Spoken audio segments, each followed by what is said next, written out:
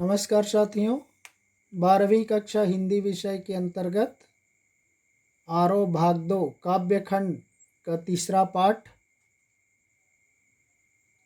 पाठ का दूसरा पद बात सीधी थी पर का दूसरा वीडियो जो कुंवर नारायण जी की कविता से संबंधित है के संबंध में हम यहाँ पर व्याख्या करने जा रहे हैं। इसका पहला वीडियो ऑलरेडी हम चर्चा कर चुके हैं। ये दूसरा वीडियो है। इसमें हमने शब्दार्थ वगैरह के बारे में ज़्यादा कुछ नहीं किया, क्योंकि यहाँ पर कोई ज़्यादा कठिन शब्द नहीं है, इसीलिए हमने यहाँ पर कोई शब्दार्थ वगैरह के बारे में नहीं लिखा, केवल कविता लिख दिया और उसके भावार्थ पर हम चर्चा करेंगे। तो आइए चलते हैं बात सीधी थी पर के अगले पंक्ति की ओर। सारी मुश्किल को धैर्य से समझे बिना मैं पेंच को खोलने के बजाय उसे बेतरह कसता चला जा रहा था, क्योंकि इस करतब पर मुझे साफ सुनाई दे रही थी तमाशबीनों की शाबाशी और वाह वाह। आखिरकार वही हुआ जिसका मुझे डर था। जोर जबरदस्ती से बात की चूड़ी मर गई और वह भाषा में बेकार घूमने लगी। तो इस तरह से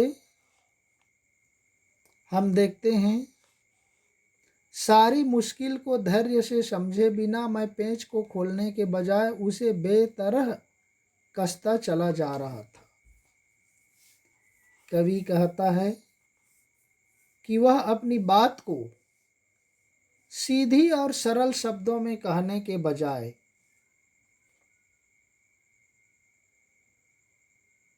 अपनी बात को और पेचीदा बना लेता है। सारी मुश्किलों को धैर्य से समझे बिना, सारी कठिनाइयों को धीरज से समझे बिना मैं पेंच को खोलने के बजाय, उस उलझन को सुलझाने के बजाय और अधिक कोशिश करके और अधिक ज़्यादा उलझ गया। उसे बेतरह कसता जा रहा था, बुरी तरह से वह कसते चला जा रहा था, अर्थात भाषा में वह बुरी तरह से उलझता चला जा रहा था, फंसता चला जा रहा था, क्योंकि इस करतब पर मुझे साफ सुनाई दे रही थी उनके उस कार्य पर, उसके कारस्तानी पर जो वहाँ पर मौजूद लोग हैं। जो तमाशबीन यहाँ पर शब्द प्रयोग किया है, तमाशबीनों, जो देखने वाले लोग हैं, दर्शक हैं, वे लोग किस तरह से उनको शाबाशी दे रहे थे, उनकी प्रशंसा कर रहे थे, उनकी वाहवाही कर रहे थे। ये शब्द कवि को स्पष्ट रूप से सुनाई दे रही थी और इस प्रकार से उनकी शाबाशी को सुनकर, उनकी वाहवाही को सुनकर, उनकी प्रशंसा को सुनकर, उन दर्शकों के उत्साहवर्धन को सुनकर के वह भाषा को और ज़्यादा पेचीदा बना दिया। वह भाव और भाषा दोनों को पूरी तरह से जटिल बना दिया। अब उसको सरल शब्दों में अभिव्यक्त करना और ज़्यादा कठिन हो गया। आखिरकार वही हुआ जिसका मुझे डर था। कवि कहता है कि अंत में वही हुआ जिसका उसको डर था, भय था। क्या डर था? कि उसको भाषा को सरल शब्दों में कह पाऊंगा या नहीं। वह डर और ज़्यादा उलझ गया। जोर जबरदस्ती से, यानी भाषा के साथ जबरदस्ती करने से, तोड़ मरोड़ कर कहने से उसका मूल भाव है पूरी तरह से समाप्त हो गया। उसकी व्यंजना है पूरी तरह से नष्ट हो गई। जोर जबरदस्ती से बात की चूड़ी मर गई, अर्थात उसके बात का महत्व समाप्त हो गया। जैसे हम कोई स्क्रू वाले नेल को, स्क्रू वाले कील को हम स्क्रू करने के बजाय सीधे दीवार में या लकड़ी में ठोक देते हैं तो उसकी चूड़ी समाप्त हो जाती है, उसकी चूड़ी खत्म हो जाती है। उसी तरह से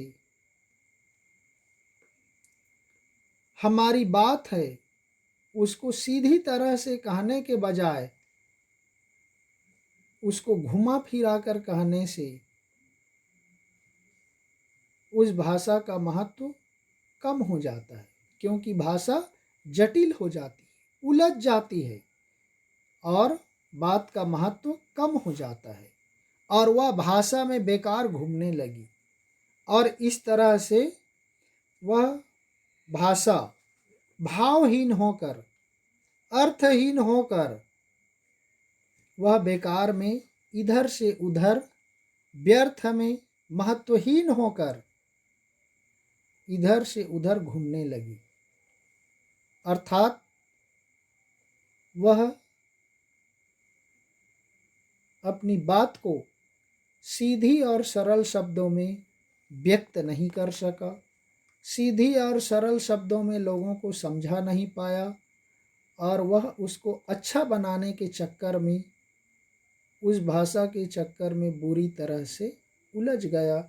इसलिए वह भाषा भावहीन बन गई, अर्थहीन हो गई और उसका मूल कथ्य है, मूल कथन है, वह पूरी तरह से नष्ट हो गया, समाप्त हो गया। तो इस तरह से साथियों, ये बात सीधी थी पर का दूसरा वीडियो हम इसको यहीं पर समाप्त करते हैं। इसके अंतिम पैरा को तीसरे वीडियो के माध्यम से प्रस्तुत करेंगे। तब तक के लिए धन्यवाद। जय हिंद।